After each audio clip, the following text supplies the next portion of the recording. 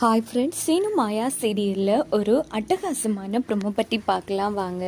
அதுக்கு முன்னாடி நம்ம சேனலை சப்ஸ்கிரைப் பண்ணாதவங்க கீழே இருக்கிற சப்ஸ்கிரைப் பட்டனை கிளிக் பண்ணிவிட்டு பக்கத்தில் இருக்கிற பெல் பட்டனையும் கிளிக் பண்ணிடுங்க. சரி வாங்க வீடியோக்குள்ளே போகலாம். கதிர் எல்லா இடமும் தேடி பார்த்துட்றாங்க. காத்தி எங்கேயுமே காணும். கடைசியாக பண்ண வீட்லேயும் பார்த்துட்றாங்க, எங்கே தேடிங்க காணும். அதுக்கப்புறமா நேராக வீட்டுக்கு விஷயத்த கதிர் மாயா கிட்டே சொன்னதும் கண்டிப்பாக அந்த புவனேஸ்வரி உஷாராகி வேறு ஏதும் நாம் கண்டுபிடிக்க முடியாத இடத்துல தான் மறைச்சி வச்சிருப்பா. அது மட்டும் கிடையாது, அவனுக்கு இப்போ தலையில் அடிபட்டிருக்கு. கண்டிப்பாக எங்கேயாச்சும் ட்ரீட்மெண்ட்டும் நடந்துட்டுருக்கும். கதிர் நாளைக்கு எப்படியாச்சும் அவனை நாம் கண்டுபிடிச்சி கோட்ஸுக்கு முன்னாடி நிறுத்தணும், இல்லைன்னா பெரியம்மாவை வெளியில் எடுக்கிறது ரொம்ப கஷ்டமாக போயிடும் அப்படின்னதும் கவலைப்படாத மாயா, நான் எப்படியாச்சும் கண்டுபிடிச்சிடுறேன், இல்லையா என் கையாலேயே அவன் கதையை நான் முடிச்சிடுறேன் அப்படின்னு கதிர் உச்சக்கட்ட கோபத்தில் இருந்துட்டுருக்காங்க.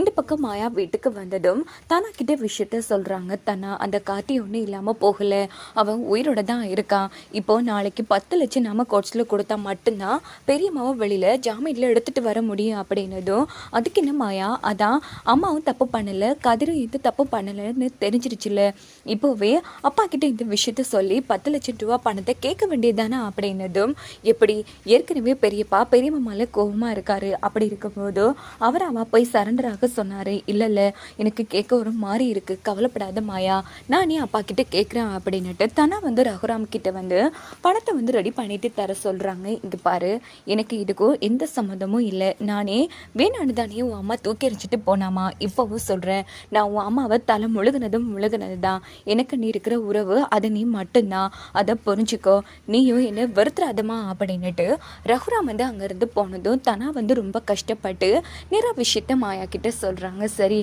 நான் எப்படியாச்சும் ஏற்பாடு பண்ணுறேன் அப்படின்னு மாயா முடிவெடுக்கிறாங்க. இங்கே பார்த்தோன்னா கொருபரன் நேராக ரகுராம் வீட்டுக்கு கார்த்திக் உயிரோடு இருக்கிற விஷயத்த சொன்னதும் எல்லாரும் அதிர்ச்சியாகிறாங்க. என்னப்பா சொல்கிறா? ஆமாப்பா, மாயா கதிர் 2 பேரும் தான் கோவிலில் பார்த்துருக்காங்க. இப்போ என்னென்னா அந்த புவனேஸ்வரி அந்த கார்த்தி ஒரு இடத்துல மறைச்சி வச்சுருக்கா. இப்போ எந்த ஆதாரமும் இல்லாமல் அந்த கார்த்திக் உயிரோடு இருக்கான்னு சொல்கிறது ரொம்ப கஷ்டமாக இருக்குப்பா. இப்போ நாளைக்கு கோர்ட்ஸில் எல்லா கேரிங் நடக்கும், அதனால் கதிர் வரணும், வீட்டில் இருக்கிற எல்லாரும் வரணும், ஏன்னா வீட்டில் இருக்கிற எல்லாரையும் விசாரணை பண்ண வேண்டி இருக்குது அப்படின்னு போதும்.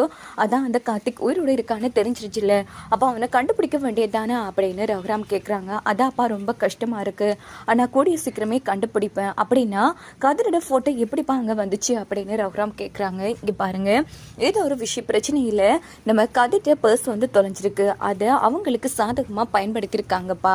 நான் ஃபர்ஸ்ட்டு கண்டுபிடிக்கிறேன், அதுக்கப்புறமா குடும்பத்தையே கூண்டோட போடுறா அப்படின்னு போது உடனே ரகுராம் அந்த இடத்துல ஃபீல் பண்ணுறாங்க. ஏன்னா ஜானகி அவ்வளோ உறுதியாக சொல்லியிருப்பாங்க கதிர் எந்த தப்பும் பண்ண இல்லைன்னு, அதை போய் நம்பாமல் விட்டுட்டுமே அப்படின்னு ரகுராம் ரொம்ப ஃபீல் பண்ணிட்டு இருக்காங்க அந்த இடத்துல. அப்போ என்ன நடக்குதுன்னா உடனே நம்ம மாயா பார்த்தீங்களா பெரியப்பா, நம்ம ஜானகி பெரியம்மா இந்த தப்பும் பண்ணவே இல்லை அப்படின்னும் போது அதுக்காக நீ பண்ண தப்பெல்லாம் என்னால் மறக்க முடியாது அப்படின்னுட்டு ரகுராமங்கிறது கிளம்புறாங்க. உடனே பத்மா பார்வதி, என்னக்கா இது இப்படி ஆயிடுச்சு, இதை சாக்கா வச்சு அந்த ஜானகியை ரகுராம் மாமா கிட்ட இருந்து நிரந்தரமாக பிரிக்கலான்னு பார்த்தா கடைசியில் இப்படி நடக்கும்னு கொஞ்சம் கூட எதிர்பார்க்கல அப்படின்னும் போதும் சரி விடு, ஆனால் எக்காரணத்தை கொண்டும் அண்ணன் நாளைக்கு கோட்ஸுக்கு போகக்கூடா, அவரை எப்படியாச்சும் ஏற்றி விடுவோம் வா அப்படின்னுட்டு பத்மா பார்வதி நம்ம ரகுராமை ஏற்றி விட்டுட்டு இருக்காங்க.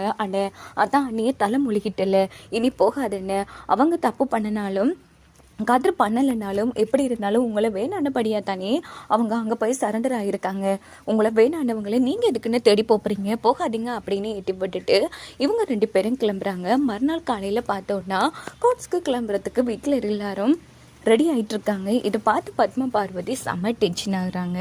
அதுக்கப்புறமா எல்லாருமே கிளம்பி நேராக கோர்ட்ஸுக்கு வந்துடுறாங்க. ஸோ எப்படியும் நம்ம மாயாவோட லாயர் வாதாடுவாங்க. ஸோ நம்ம ஜானகியும் வெளியில் எடுக்கத்தான் போகிறாங்க. குருபரனு கூடிய சீக்கிரம் கார்த்திக்கு கண்டுபிடிக்கத்தான் போகிறாங்க. வாங்க வெயிட் பண்ணி பார்க்கலாம்.